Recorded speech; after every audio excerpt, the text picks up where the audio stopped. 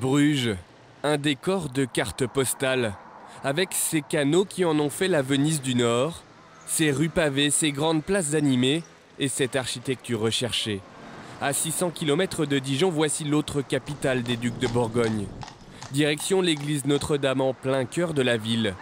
Au milieu de la nef, deux tombeaux, ceux de Marie de Bourgogne et de Charles le Téméraire.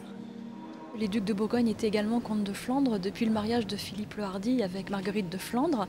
Donc il avait hérité de son père Louis de Malle non seulement la Franche-Comté, qui l'intéressait évidemment comme duc de Bourgogne, mais également la Flandre, l'Artois. Deux tombeaux bien différents de ceux du musée des Beaux-Arts. Si les gisants sont bien présents au-dessus, ici pas question de pleurant. On va réaliser deux tombeaux. Un tombeau qui est encore de style gothique de Jan Bormann pour Marie de Bourgogne, qui reprend un petit peu l'idée des tombeaux bourguignons, qui évoque en fait non pas un cortège de funéraires comme autour des tombeaux de Philippe le Hardi ou de Jean sans peur, mais la famille. Alors, pour découvrir les pleurants dijonnais de Jean sans peur, il faut se rendre juste en face, au musée Saint-Jean.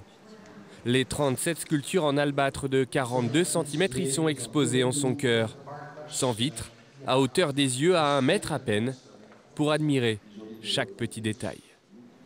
En regardant les pièces, en faisant les constats, on voit que les mains qui sont grandes comme ça, les mains, eh bien on voit les veines sur le dos de la main.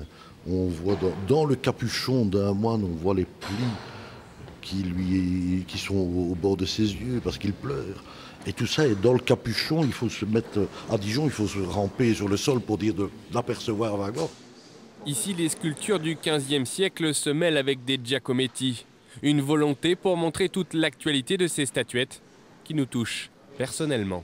Elles sont ici presque les preuves tangibles de la manière dont on peut rendre le deuil, l'amour, la peine, le chagrin, la solitude au XVe siècle, mais qui est paradoxalement toujours aussi actuel.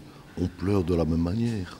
Les pleurants seront exposés jusqu'à la mi-août ici à Bruges avant de rejoindre l'Allemagne et Berlin, puis le musée de Cluny à Paris début 2013 avant de rejoindre enfin Dijon.